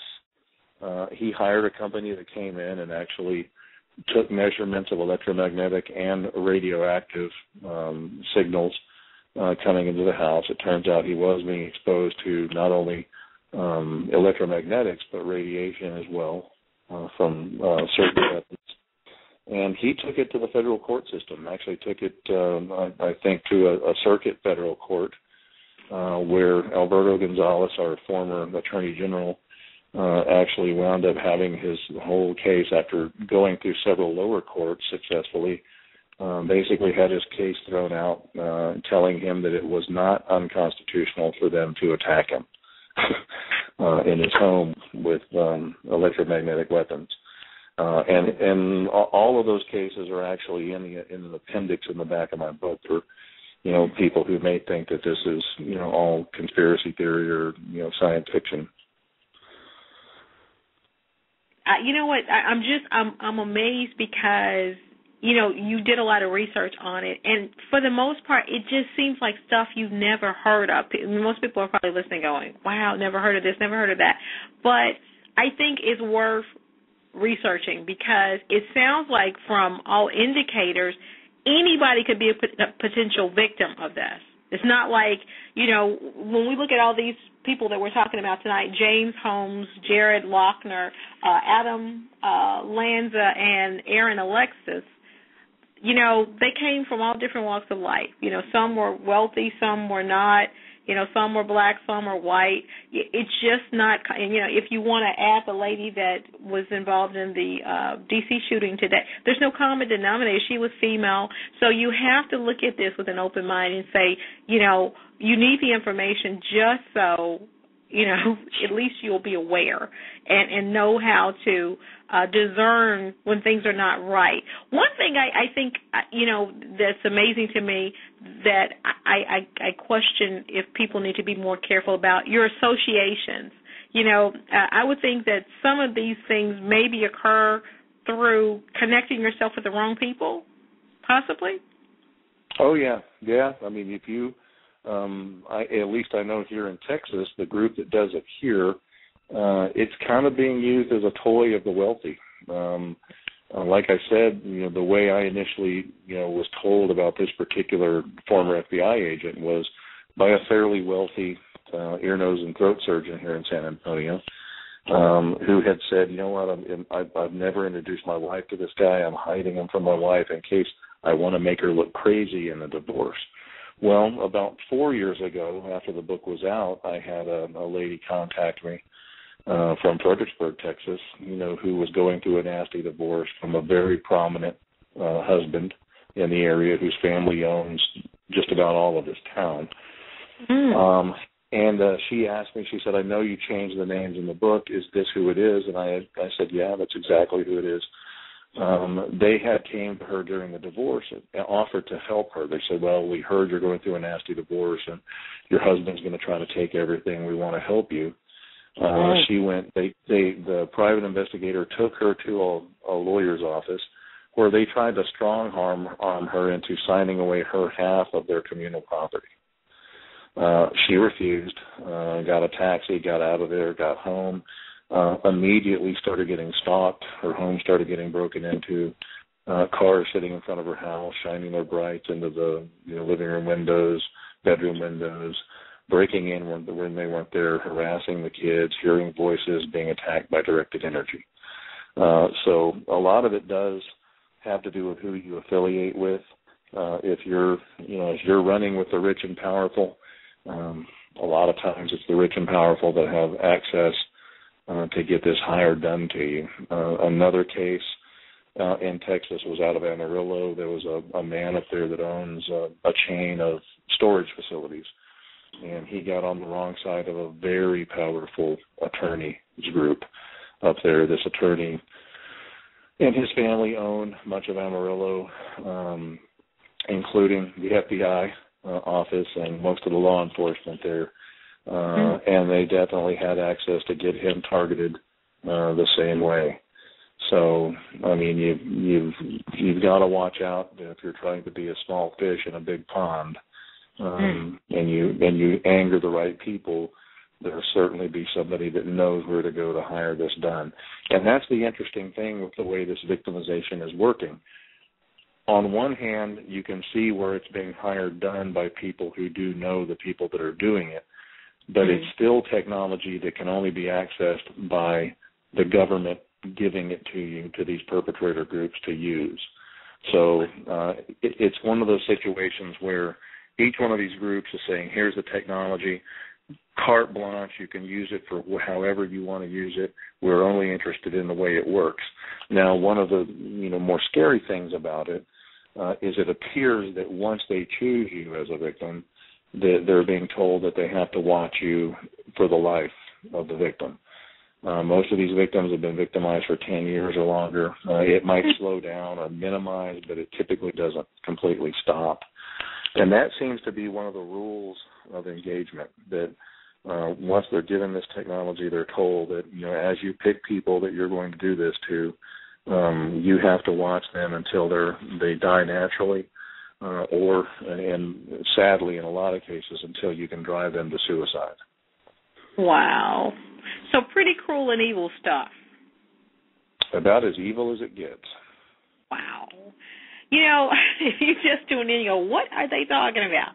We're talking about the topic tonight, Manchurian Candidate, conspiracy theory or real threat.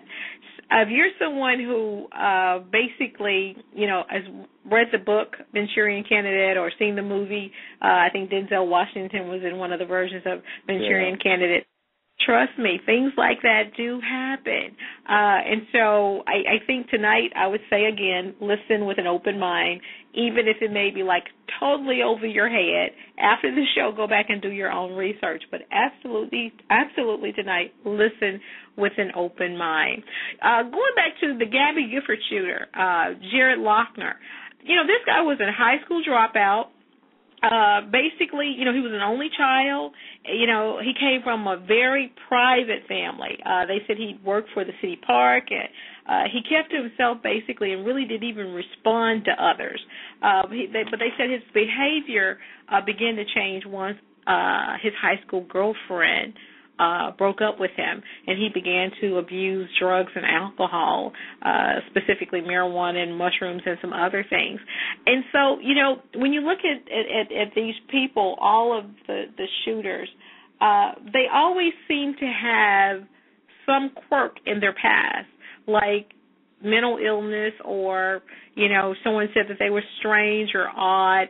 Do you have to be careful today about finding yourself being singled out as an oddball or, someone that's not socially,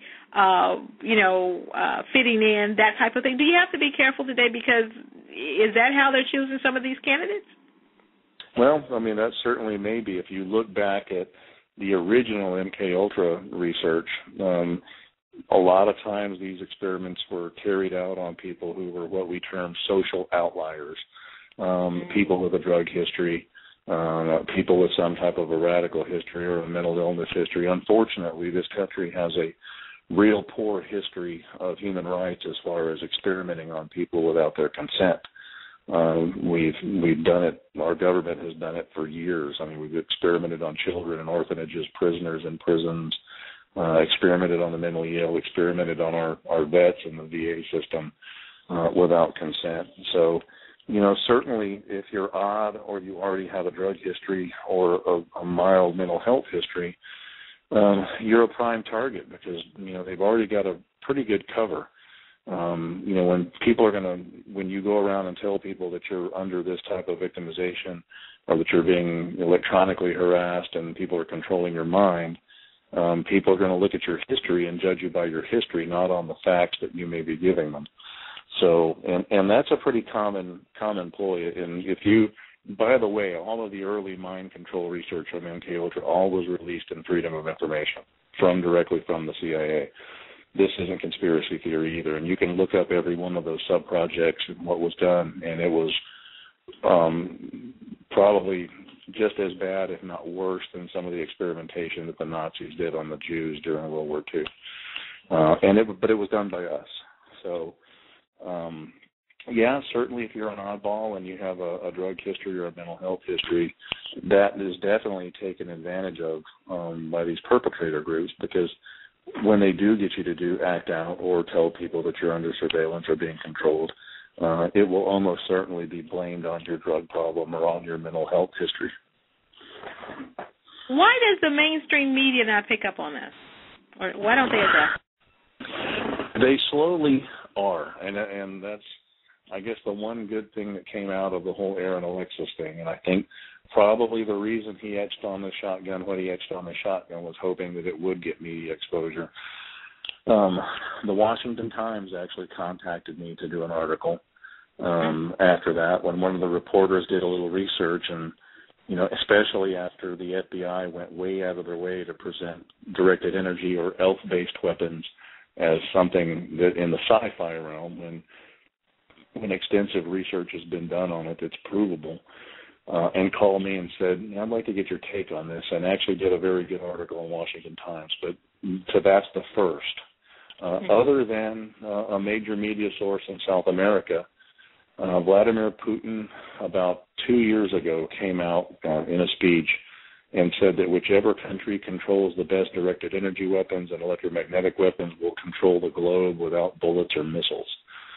The major media here, not a one touched that comment. And he even went on to explain how they have a zombie weapon, that they call it, that can actually manipulate the human brain and actually put you in a zombie-like trance where you can be, sedated, where it's a little easier for somebody to run up and shoot you because you won't be able to defend yourself. Nobody in this country actually addressed those comments. The only one that I got a call from was El Spectador in South America, who wanted my comments on it after they did the research and saw that people are here complaining about experimentation with directed energy. So that's a good question. The only thing I can figure is, for one, the major media is pretty well controlled by the government. Then they're pretty well instructed what to say and what not to say.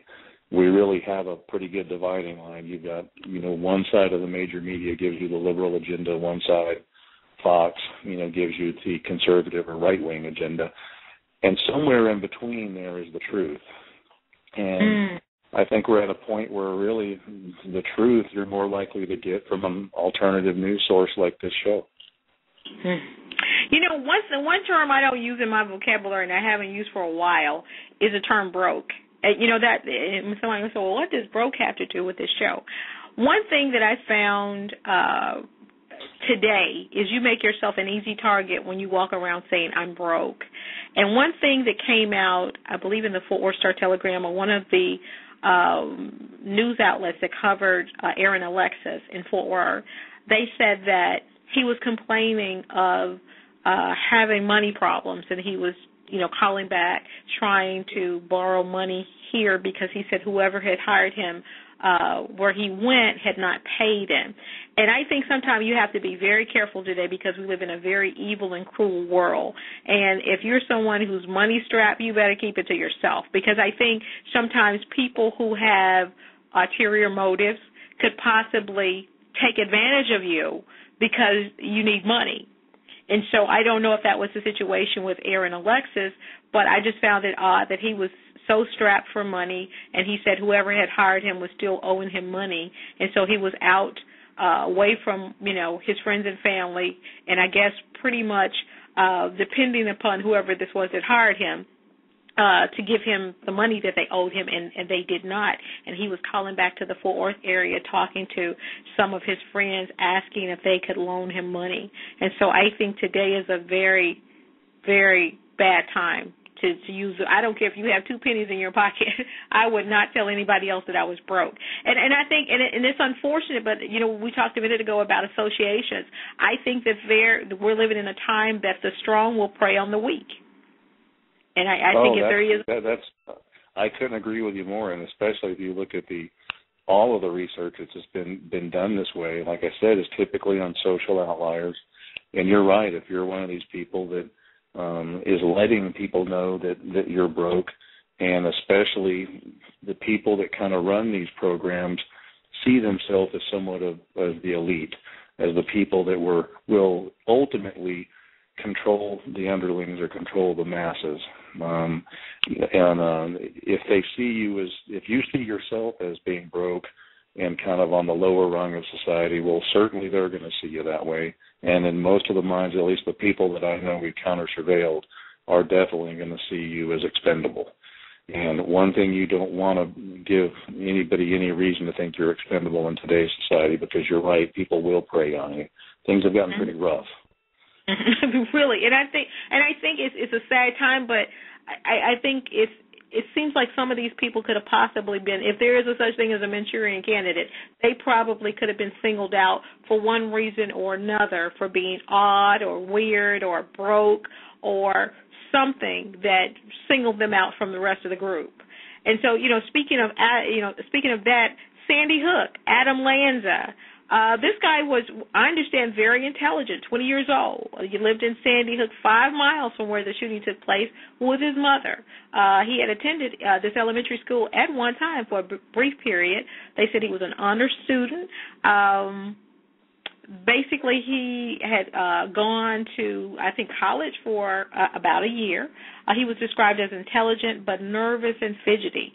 They said he avoided attention and was uncomfortable socializing. Basically, he had no friends. And so it seems like, you know, when you have situations like this today, if they're looking for a Manchurian candidate, basically, if they take out your family and you don't have any friends, there's nobody to speak up for you. You know, and say, well, hey, he was a good guy or she was a good person and I don't think she did this. You know, basically it just seems like whatever story is told by the media, that's going to be the story that's believed because there's nobody to speak up for you. Well, that's exactly right. And there were a lot of questions in that Sandy Hook shooting. I mean, yeah, from all accounts, the kid was a strange kid. But, you know, we both live in Texas, you and I do some hunting and do some shooting. And let me tell you, shooting a moving target is pretty difficult to do even in a well-trained shooter. The one thing that was odd in that case is here's a kid who had been to the range a few times, but by no means was an experienced shooter. Was able to walk into that school and actually shoot a bunch of scrambling, running kids who I'm sure were probably running for their lives around the room, and actually shoot them with fairly decent accuracy seems almost impossible for a 20-year-old kid with no combat experience and no shooting training, really, other than his mom taking him to the range. The other thing that's odd about that whole case was some of the early reports that, you know, there were 2 witnesses that saw a second person running from that school in the woods. Initially, the police agreed that there was. Then when they were asked later on, it was kind of blown off and nothing more was heard about it. I know the real hardcore conspiracy theorists are even claiming that it didn't go on at all. I don't believe that because I think, you know, we had dead kids and we had funerals and it happened. I'm just not so sure it happened the way they are presenting it. And certainly, you know, as in the Aaron Alexis case, of course, you know, the shooter in the end is dead. His mother's dead. There's nobody to get the rest of the story from, which is always the case. In the Aaron Alexis case, luckily he's etched into the shotgun, something that kind of points us in the right direction of why he did it. The other interesting thing is Jared Loeffner and the Holmes, the one that shot up the movie theater in Colorado. If you noticed, we really haven't heard anything about them. None of their statements or none of their comments, you know, since they're both still living, is being released. We don't. Matter of fact, the toxicology report's not even been released from Holmes. And another interesting thing is that the father of the Colorado shooter and the father of the Sandy Hook shooter both worked in finance. The Colorado shooter's father actually was one of the early founders of the FICO rate. He determined the mathematics to determine your credit score. And the Sandy Hook father worked in finance and had worked with GE. Both were slated to testify to Congress regarding the LIBOR scandal, which is the London interbank rate, which is the percent or the interest rate at which banks loan money to other banks. It's set in England, which was having some bad corruption problems, setting fixed rates and loaning money to bank at accelerated rates when the rates were actually lower. I don't think that was necessarily coincidence if you had two kids run amok having a mass shooting when both of their fathers are scheduled to testify in the Senate. I did not know that. That is weird. And I know that Adam Lanza, they said, was autistic. He had been diagnosed as being autistic. And if anybody knows anything about autism, this is not autism. Autistic people do not typically do rampages. That's just side note there, but it just doesn't typically happen. But that was just one of the things to mention on that. Now, moving on to James Holmes, that was the Aurora Theater shooter. And, this guy was amazing to me because extremely intelligent, extremely high GPAs, graduate student. It just makes no sense. This guy was 25 years old. He killed 12 people, they said. No past criminal history at all. His father was a scientist and his mother was a nurse, or is a nurse. His father is a scientist. He worked as an intern at someplace called Salk Institute for Biology Studies, and he was assigned to computer code for the experiment. Computer code, for an experiment. This guy was described, however, though, as being stubborn, uncommunicative, and socially inept. Again, being targeted and singled out for, not fitting in socially. He had received an undergraduate degree in neuroscience with the highest of honors. And I think they said his GPA was, and I'm looking for it, Holmes graduated in the top 1% of his class with a GPA of 3.949. That's pretty high, y'all, from the University of California at Riverside. So this guy was no dummy, Doctor. He was no dummy. No, he could have probably went to his master's training anywhere he wanted to go, and actually did get accepted to several other places and refused them. And interesting, at the institute where he did computer experiment coding, specifically was on computer-brain interaction,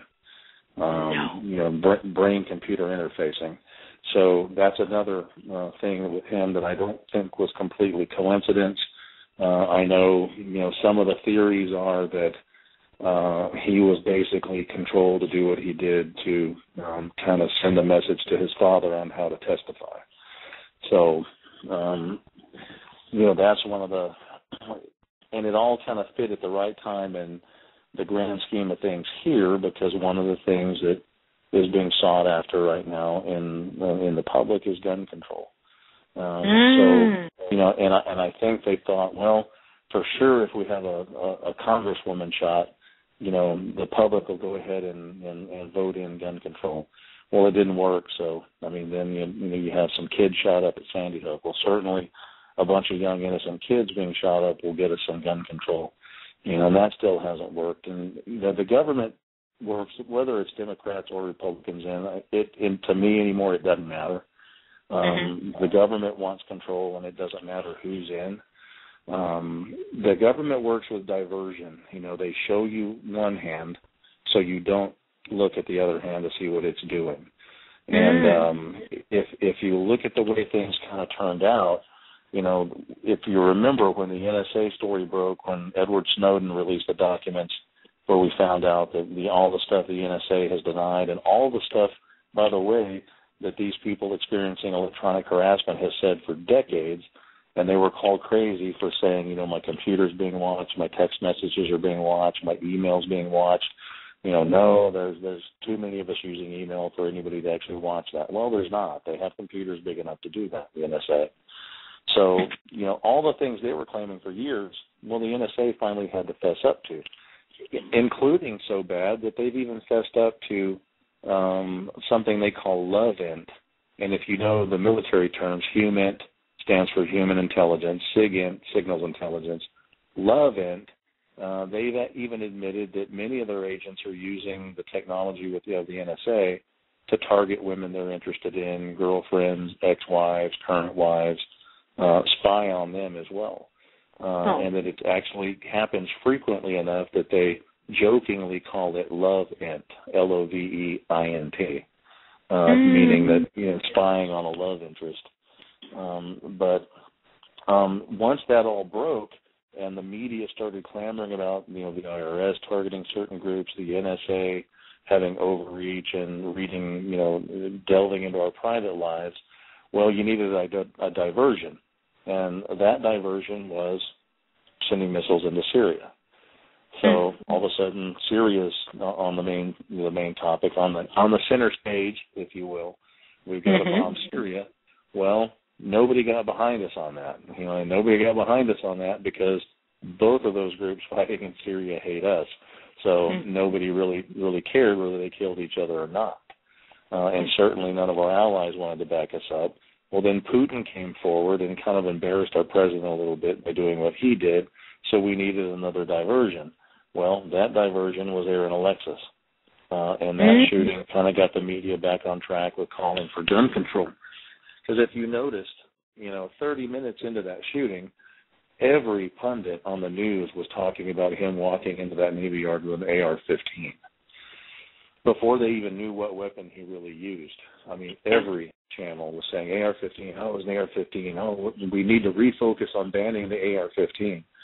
Well, it turns out it was a shotgun, and even some of them tried to hang on to any thread of hope that it was an AR-15. Several of them even said that it was a AR-15 form of a shotgun.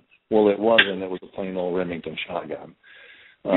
So, the media and the government, at least the major media, work hand in hand fairly well right now. That's why there's really no truth in major media. What you're getting is the diversion with the major media. And that's why people really need to kind of listen to the media with one ear and maybe listen to some alternative media with the other ear, and someplace in there you're going to find the truth. But, specifically with all the NSA, with the right to privacy and the spying, the truth has been in the conspiracy theories, which turned out to be conspiracy facts for all these years. But, the diversion factor is the reason for all the shootings and the things that the government is presenting to us with the visible hand. Wow. A couple more things on James Holmes before we move on, y'all. James Holmes' attorney said that he was a psychiatric patient prior to the shooting. I think they tried to contest that in court, but it was later found out that he met with at least 3 mental health professionals prior to the shooting. 3. And one shrink said that he suffered from mental illness and could be dangerous, but he failed to hospitalize him. Who knows? But Holmes was also a big fan of the superhero Batman. So a lot of people said that the orange hair was, his alter ego or whatever with the Batman thing. But I just saw that as a distraction. I didn't really pay too much attention to the orange hair. I thought it was so much bigger than his orange hair, what had happened. So I wasn't buying into the Superman thing or the Batman thing. I wasn't buying into that, even though they made it a part of the story. I just thought it had very little to do with the story. Well, actually, that part of it probably very well could have been the Manchurian Candidate aspect of it. And the other personality. The alternate personality, exactly. Because if you see the reports from the arresting officer, he put up no fight to being arrested. He never, it never dawned on him to have a shootout with the police. When they arrested him, he was calmly sitting with his hands on the trunk of his car, almost in a limp state, like he didn't even know what he had done or where he was. And the arresting officer that took his initial interview, when they first arrested him, was asked, like I said, because we don't have a toxicology report back on him to see what he was on. According to the arresting officer, that his exact words was that he appeared to be not intoxicated or on anything, and that he put his hands behind his back. He let himself be arrested, and according to the officers, seemed like he didn't know what he was doing in the parking lot. And that would fit in with a Manchurian Candidate scenario where if once the shooting was done and he was converted back to his regular personality, then he may have not even realized why he was there dressed like that, standing in a parking lot with a gun. Wow. That's exactly the way Manchurian candidacy works. That is crazy. Y'all, we're down to our last 11 minutes of the show. I'm sorry I had so many questions. I didn't even ask y'all if y'all had any. Listen, if you got a question for the doctor, you need to get on the phone now. Dial us up at 347-850-8390. And Dr. John Hall can take your questions if you have any questions about the Manchurian Candidate, brain washing, mind control, those types of things. That's what we're talking about tonight, the Manchurian Candidate, conspiracy theory, or real threat. Doctor, this has been an awesome conversation. I've learned a lot. Some of it has made the hair on the back of my neck stand up, but I think I will definitely leave this conversation a wiser person and a more open-minded person to the fact that, we don't know everything, and there's a whole lot, that we have not tapped into that's going on right in front of us. Are there any, I don't know, anything that you would leave with the audience that maybe they should do to, keep themselves from being a victim, or anything that they should be doing, period, that would, help them to avoid being put in the same situation? Well, I think you touched on some of it. Is try to hang out with good people. If you're if like this particular physician who I knew used this guy to harass his competitors, is not one of the best guys in the world. Yeah, he's a doctor and he's a pretty successful doctor, but as a person, he's actually a pretty bad person. Severe alcoholic, a womanizer. You want to try to actually, hang out with good people. If you find yourself, trying to run in the same circles with some of the people that do have access to these perpetrators that have this technology, there's a very good chance you'll be attacked by it. Unfortunately, the experimental part of it, a lot of it's random, and some of it might just be you being at the right place at the wrong time. You might have a look that someone attracts to. Like I said, in Palm Springs, there's 60 gay men that are all being attacked, mostly for being gay, I think. They're being attacked pretty severely with directed energy, and all 60 of these people are hearing the same voice in their head. And it's a female voice that goes by the name Lisa. To some extent, you may be randomly selected for it, and unless you're in an area where there's one particular group of people they are looking to target. We've done surveys through Freedom from Covert Surveillance and Harassment to try to look at the demographics of it. It doesn't seem to be based on religion. It doesn't seem to be based on race too much. As a matter of fact, early on, let's say 5 or 6 years ago, most of the people we surveyed were white. There were hardly any blacks complaining about this type of victimization. Over the last 5 years, there's been a lot more black people complaining of this type of victimization than there had ever been in the past. So now it's about equal. The only prevalence we see in it is 70% of the victims, whether they're black, white, or any other race, are female. And of those females, majority of them are 35 to 45, are divorced or single and living alone, and almost all of them are also complaining of physical sexual assault along with the stalking. Now, the sexual assault is only occurring after they're being drugged, right? Yeah, happened, sometimes being drugged. The other thing they describe is actual sexual assault with directed energy weapons. And that would be actually using microwave energy to burn the genitals while they're trying to sleep, which is a sleep deprivation technique. Whoa. Again, that one just went by me and then boomerang back. That's crazy. So they're actually feeling this burning sensation as they're trying to sleep. These weapons have been finely tuned and honed in the research to be, they know exactly where the most sensitive parts of the body are to attack. And two of the places are the genitals, whether you're a male or a female, and actually the back of the skull, where there's two nerves that run right along into the skin in the back of the skull called occipital nerves. And you can target those nerves with just a little bit of energy and actually create severe migraines that the minute they hit them, you get a migraine. The minute they stop triggering them, the migraine goes away.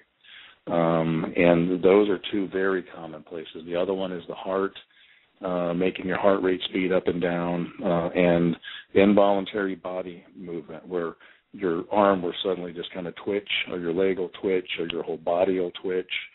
And most of these victims will tell you they can tell that it's coming from a source from the outside, causing them to do that. Okay, another thing I want to touch on before we get out of here tonight, y'all, is under Obamacare, the doctors will be asking you, are you depressed and do you have a weapon? I personally don't think that's a question that the doctor should be asking you. If I'm going to see about my toe, the doctor should not be asking me, am I depressed or do I have a weapon? Doctor, since we know this is the case, what should a person do if they're asked that type of question? Lie. Straight up lie. Yeah. Ask them why. Ask the doctor, why are you asking me this? Well, I mean, I do know of several of my patients that have told me that some of their primary care doctors have actually asked them about this, and they do. I think we're hoping that through Obamacare that the physicians would kind of work as the guard dogs to find out who has the weapons. That's not something I would ever ask my patient, either one of those questions. Depression sometimes, because I do pain management, and pain and depression kind of go hand in hand. So I will ask my patients if they feel depressed, not because I have to, but because it's part of my practice. Guns, I've had a lot of patients come and say, you're not going to ask me about my guns, or because my other doctor did. And, I'm like, no, I'm not. I don't, if I'm going to ask you, because if you don't have one, I'm going to send you to the store to get one. This is Texas, but, I certainly don't agree with that. For the most part, at least most of us that have registered weapons, they can figure that out by looking through the paperwork, and see who's registered with weapons. It's not the registered weapons that really ought to be the problem with the government. It's the unregistered weapons. And those are the ones that are being bought and sold on the street and, sold out of theft, or in the government's case, taken down to Mexico and actually provided to the cartel by our own government.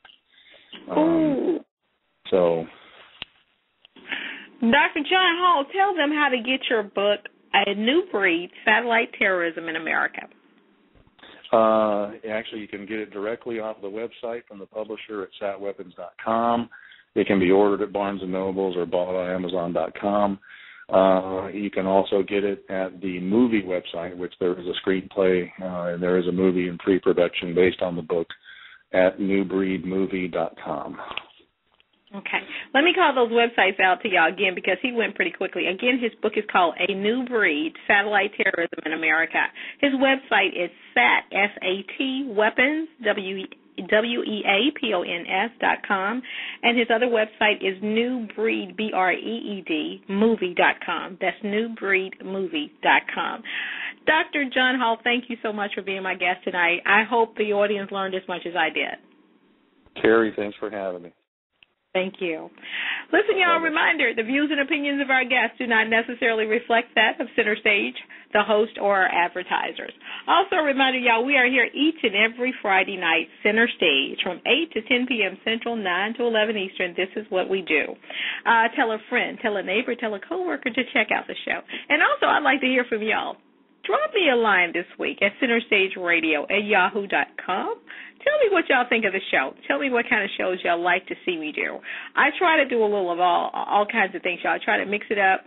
I try to keep y'all well informed. As I learn, I try to teach y'all, and a lot of times y'all teach me. So send me a line or drop me a line at centerstageradio@yahoo.com this week. Let me know what you think of the show and what kind of shows do you think I should be doing. I get a lot of good information. People inbox me all the time on Facebook telling me about different stories that are dropping. I mean, I am just probably the most informed person on Facebook because everybody's letting me know what's going on and letting me know what news has just hit the press. And so I ask y'all to do the same. If y'all see something going on in your community and you think we ought to be talking about it, drop me a line, like I said, at centerstageradio@yahoo.com. Okay, y'all, listen, another show I want y'all to come back and tune into this coming 2 weeks from tonight. 2 weeks from tonight, I'm going to be talking about QBE First. That's an insurance company, y'all. And listen, I myself have experienced a bad situation with QBE First Insurance Company. And I'm going to say to y'all, the title of the show is QBE Buyer Beware. And that should tell you just about where that show is going. So come back 2 weeks from tonight. Listen to what I'm going to tell you about QBE First, and I'm going to have a lot of other people on the show who have experienced the same type of treatment from this particular insurance company, and so we're just going to make you aware of what you need to know about QBE First Buyer beware. Okay, y'all, I got to get out of here, make way for somebody else that does what I do to step to the mic. But listen, I've enjoyed the show. I hope you did too. And right here next week, Center Stage, from 8 to 10 p.m. Central, 9 to 11 Eastern. See y'all later. Bye-bye.